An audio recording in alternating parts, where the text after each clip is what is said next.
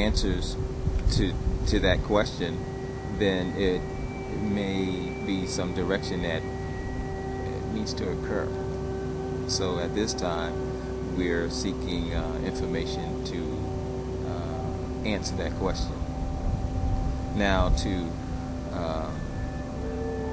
speak on what has been said or that is out there currently, well, there's several things that can occur at different levels. I would imagine that we're talking, say economically, geographically, spiritually, universally. There's a lot of different things going on. A very interesting time to be alive, and really could be kind of fearful too, because there's a lot of things that we are going to be exposed to very rapidly, in my opinion, that may cause us not to be as stable or show out stability in that degree of exposure.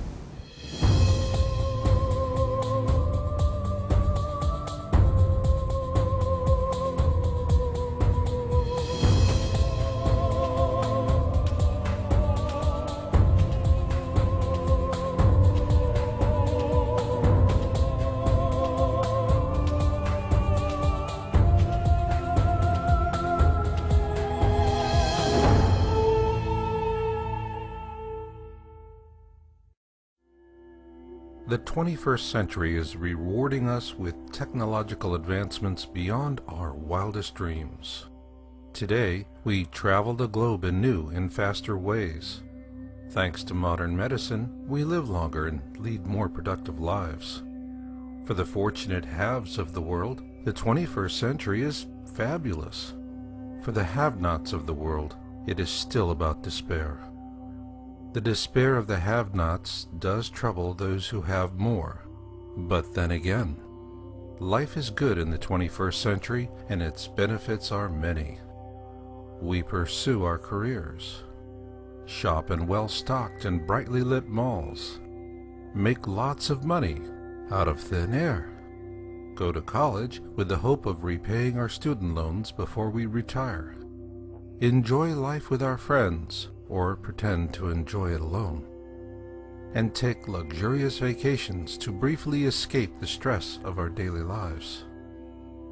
So who needs the bad news that life as we know it will cease to exist? Besides, if that were really true, it would already be on television, right? Before the millennium, TV reporters and analysts talked about tsunamis, storms, flooding, earthquakes, and heat waves. These natural cataclysms have always been a fuzzy part of humanity's existence. Ergo, the explanation that they will always be a problem has always made sense. That was until Hurricane Katrina devastated New Orleans in 2005. Following that, our focus sharpened. Since Katrina, television news anchors and pundits have begun talking a lot more about mega tsunamis, storm surge, severe flooding, superquakes, and killer heat waves. Where in the world did all these new superlatives come from, and how did they creep into the vernacular without causing a panic? Are TV networks using them to get us to tune in, or does all this go much deeper than that? After the tragic loss of life resulting from the Sumatra superquake and tsunami in December 2004, more precautionary tsunami warnings are being issued after every large earthquake than ever before. Worldwide droughts are placing hardships on man and beast alike, as once productive farmlands are now being lost at a staggering rate. Likewise, a growing number of cities are adopting strict water rationing measures to conserve their shrinking reservoirs. Our forests are also starved for water and now being consumed by uncontrollable fires. Some are so vast in scale, their smoke trails blanket multi-state regions. For Americans, the months of August and September have always been about last-minute summer vacations and getting the kids back into school. Now it's about getting out of harm's way should another Katrina-class hurricane make landfall. While the violence of these storms may be brief, recovering from the damage they cause can take years, if not decades. For those spared the grief of being in harm's way, it is a sad thing to witness. Those who do find themselves in harm's way usually suffer what they refer to as hell on earth, one replete with great outpourings of national sympathy and many broken promises of assistance. Even for those out of harm's way, there will be the economic consequences. We may not feel the bite of the storm winds or the raging waters of the flood, but will usually feel the bite of higher prices. It is inevitable that as those in harm's way begin to pick up the pieces, we are beset by a swarm of profiteers who will swoop down upon us all to feast upon an embarrassment of riches. Meanwhile, global warming debunkers assure us that Earth changes are part of a natural cycle. They tell us the many reports of ice packs, snowpacks, and glaciers melting away on the globe is of little or no concern. In fact, these smug debunkers assure us that the best thing we can do is not to believe our lying eyes. So what will it take before we do believe our own lying eyes? Well, that's a good question, because when we do, we begin to see an emergence of a new connection between natural and man-made failures.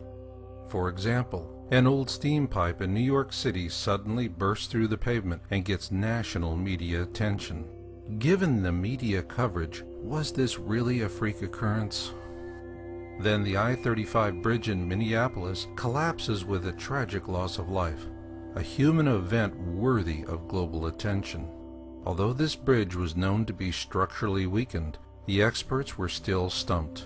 They simply could not explain such a sudden and catastrophic failure. Was this a freak occurrence as well? The truth is, much of America's infrastructure is in decline. A term that best describes it was coined in Russia several years ago. It's what they call painted rust, and we cannot keep on patching it forever. What that steam pipe in New York and the bridge in Minneapolis had in common is that both were harbinger examples of painted rust failures. There will be more such failures of these old relics of painted rust infrastructure, because they are all being slowly pulled apart by low-level seismic activity. So what is causing this seismic activity? Our infrastructure is much like our own weakened biosphere. Both are failing partly due to our own fault, but mostly because our planet is being increasingly perturbed by something in space. What would cause this? Right now, there's information about a planet called Planet X, the unknown planet to some, and some may say it's called Nibiru, many other names. However, it's a planet that is on a 3,600-year cycle that comes through the universe of the galaxy of this galaxy that we exist in, planet Earth, and it causes disruption, world calamities type scenario. So it could be possible that this planet is on its course here once again. I would venture to say that it would be something to take a look at to see the validity of this and if there's something that can be done for survival. It is a massive object called Planet X, and it is approaching the core of our system. It has caused ancient cataclysms, and by 2012 it will revisit some of those cataclysms upon us once again. Could this really be true? If you're willing to believe your lying eyes, there is scientific proof.